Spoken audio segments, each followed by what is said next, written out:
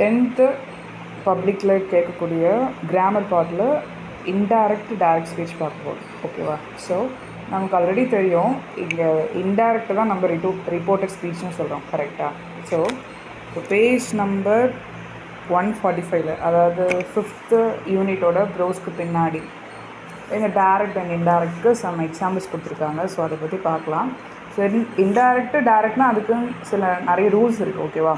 So இப்போ இந்த பிக்சரில் கொடுத்துருக்க விஷயங்கள் என்னென்னா, நம்ம நிறைய சேஞ்ச் பண்ணுவோம். இங்கே ரிப்போர்ட்டிங் வேர்ப் பாருங்கள். If the reporting verb is in present tense, இது ஈஸி.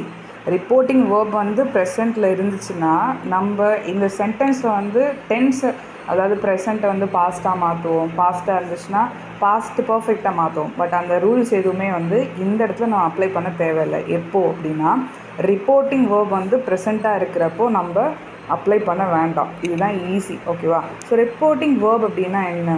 இங்கே நீங்கள் இப்போ for example he said to, she said to, அந்த செட் டு அப்படின்னு வருது இல்லையா? ஸோ அதுதான் வந்து இங்கே ரிப்போர்ட்டிங் வேர்ப். இப்போ இந்த இடத்துல பாருங்கள், சேஸ்ன்னு இருக்குது. அப்போது சேஸ்னால் அது ப்ரெசண்ட்டில் இருக்குது. ஸோ அவங்க என்ன சொல்ல வராங்க, நீங்கள் யூஸ் பண்ணக்கூடிய ரிப்போர்ட்டிங் வேர்ப் ப்ரெசண்ட்டில் இருந்துச்சுன்னா அதில் நீங்கள் இப்போ டைரக்ட்லேருந்து இன்டைரக்ட் மாற்றுறப்போ என்ன பண்ணுறீங்க அப்படிங்கிறது தான். இப்போ for example, I am enjoying my holiday. அப்போது கிரிஷ் என்ன சொல்கிறாரு, Krish says. So reporting verb வந்து இங்கே ப்ரெசண்ட்டில் இருக்குது. அப்போ நான் என்ன பண்ணுறேன், நம்ம சேஸ் பக்கத்தில் தட் போடுவோம், அது நார்மல். கரெக்டாக? இங்கே வந்து சப்ஜெக்ட்லாம் நம்ம மாற்றணும். ஐங்கிறது இப்போ பாயை குறிக்கிறதுனால ஹீ போடுறோம், அது ஓகே. ஆம்ங்கிறது இப்போது ஹீங்கிறதுனால சிங்குலர் இல்லையா? ஸோ எஸ் நான் போட்டேன். ஓகேவா? ஸோ அது ஒரு ஜென்ரலாக மாற்றக்கூடிய ஒரு விஷயம். அப்புறம் என்ஜாயிங் கண்டினியூஸ்லேயே இருக்குது. மைங்கிறது யாரை குறிக்குது? கிரிஷ். ஸோ அது ஹிஸ் அப்படின்னு போடுவோம். அப்புறம் ஹாலிடே. ஸோ இதில் பெரிய சேஞ்சஸ் எதுவுமே இல்லை. இந்த சப்ஜெக்ட்லாம் நம்ம கொஞ்சம் மாற்றுறோம். ஐ, வி, மைலாம் நம்ம மாற்றி தான் ஆகணும். கரெக்டாக? பட் கண்டினியூஸில் இருக்கிறது கண்டினியூஸில் தான் இருக்குது. பாருங்கள், என்ஜாயிங்கில் தான் இருக்குது. கரெக்டாக? So Krish says that he is enjoying his holiday. இப்போ இதில் பாருங்கள், I will never go to work அப்படின்னு சொல்லிட்டாங்க. கரெக்டாக?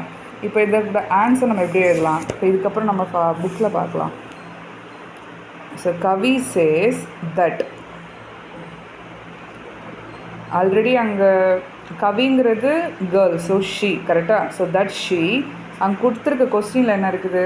ஐ will never go to the work. ஐங்கிறது ஷீன்னு மாற்றிட்டேன், வில்லெல்லாம் அப்படியே போட்டிருக்கேன், நெவரும் அப்படியே போட்டிருக்கேன், கோ டு ஒர்க் அப்படியே போட்டிருப்பாங்க.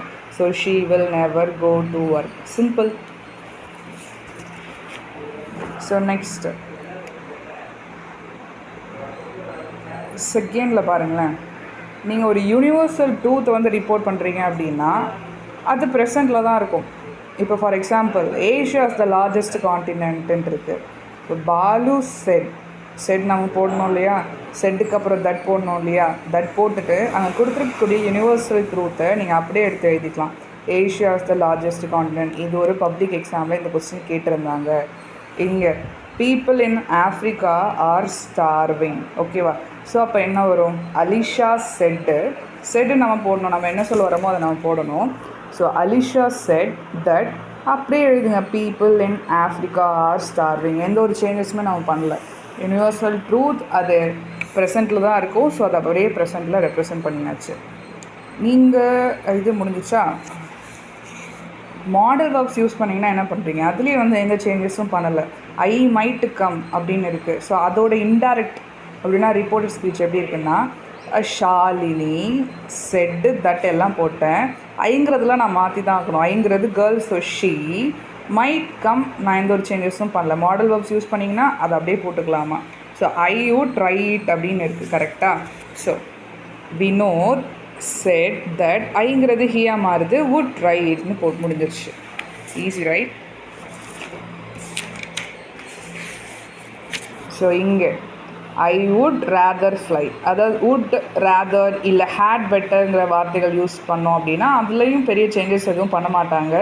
ஸோ இங்கே ஸ்பீக்கர் வந்து சிட்டி. ஸோ சிட்டி செட் போட்டாச்சு, தட் போட்டாச்சு. ஐங்கிறது ஹீயாக மாறுது, வுட் ரேதர் ஃப்ளை நம்ம அப்படியே எழுதியாச்சு. செகண்ட் பாருங்கள், தே ஹேட் பெட்டர் கோ அப்படின்னு இருக்கா.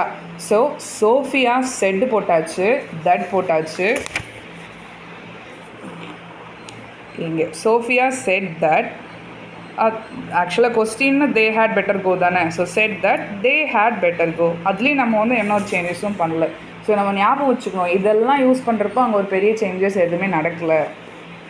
இங்கே இஃப் கிளாஸும் டைம் கிளாஸஸும் யூஸ் பண்ணோம்னா என்ன பண்ணுறாங்கன்னு பார்க்கலாம்.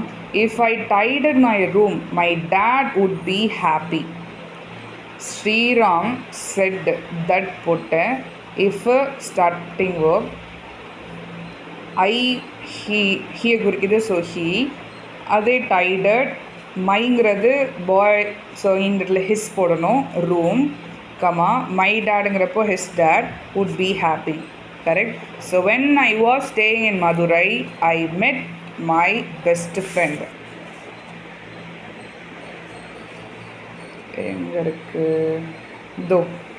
ஸோ ஜாஹி said that when ஐங்கிறது ஹீயா மாதிரி இருக்கு, was staying in Madurai he met மைங்கிறது இந்த இடத்துல ஹிஸ்னு மாதிரி இருக்கு, பெஸ்ட் ஃப்ரெண்ட். அவ்வளோதான்.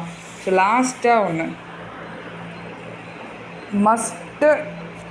மஸ்ட்டு யூஸ் பண்ணால் வந்து தோ மஸ்டெல்லாம் இருக்கு இல்லையா. ஸோ அதெல்லாம் சேஞ்ச் பண்ண மாட்டோம்னு சொல்கிறாங்க. I must wash up, she said that போட்டாச்சு. ஐ வந்து ஷியாக மாறிச்சு, மஸ்ட் அப்படியே போட்டோம், வாஷ் அப் அப்படியே போட்டோம். We must do it in June. So அதோட ஆன்சர் ஹீ செட் தட். விங்கிறது தேயா மாறி இருக்குது, must do it in June. That's all.